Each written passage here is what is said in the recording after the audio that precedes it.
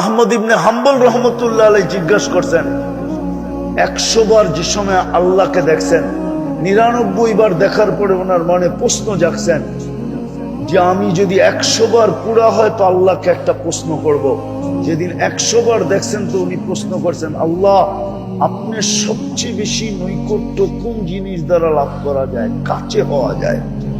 তো বলছে আহমদ আল্লাযী খারাজা মিনহু, আহমদ আমার কালাম।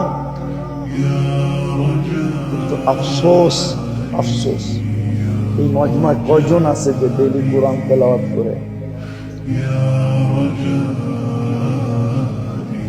আপনি বলবেন আমি তো পারি না। আচ্ছা, আপনি পারেন না, আমার কোনো আপত্তি নাই, কিন্তু কয়জন আছে ডেইলি কোরআনটাকে একবার খুইলা একটু চোখ বুলায়? চোখ না বুলাইলেন এটাও বাদ দিলাম, ডেইলি কোরআনটাকে নিয়ে একবার চুমা দেয়।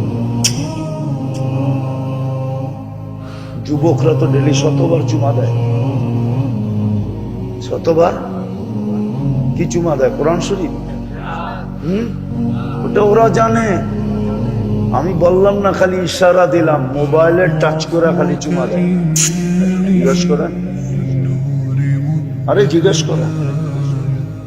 কিন্তু ও তো সারাদিনে একবার কোরআনের চুমা দেয় না। রাগ হবেন না নারায়ণগঞ্জের মানুষ, আল্লাহ যদি আমাকে আধ্যাত্মিক শক্তি দিত তাহলে আমি এই মহল্লার কোরআনের কান্না দিয়ে শোনায় আপনাদেরকে পাগল বানায় দিতাম। কোরআন আমাদের ঘরে কাঁদতেছে, চিৎকার দিতেছে, চিৎকার। কোরআন আমাদেরকে বদদোয়া দিতেছে, বদদোয়া। বলেন রাগ হয়ে যাবেন? হ্যাঁ, 30,000 টাকার সময় কাঠা কিনছেন, এখন তো কাঠা 50 লাখ টাকা। আপনার তো হিসাবে এত গুণ বেশি সুখী হওয়ার কথা ছিল, কিন্তু বলেন 30,000 টাকা যখন কাঠা ছিল, যতটুকু আপনি সুখী ছিলেন, এখন 50 লাখ 1 কোটি টাকা কাঠা, আপনি অতটুকু সুখী? কেন সুখী না? কোরআন বদদোয়া দিতেছে, বদদোয়া।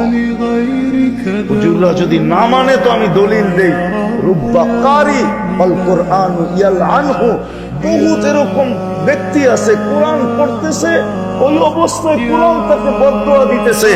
পড়া অবস্থায় যদি বদদোয়া দিতে পারে তো সারা বছর কোরআন একটা চুমা দেয় না, ছুঁয়া দেখে না, ওই কোরআন আপনাকে বদদোয়া দিবে না তো দিবে না কেন?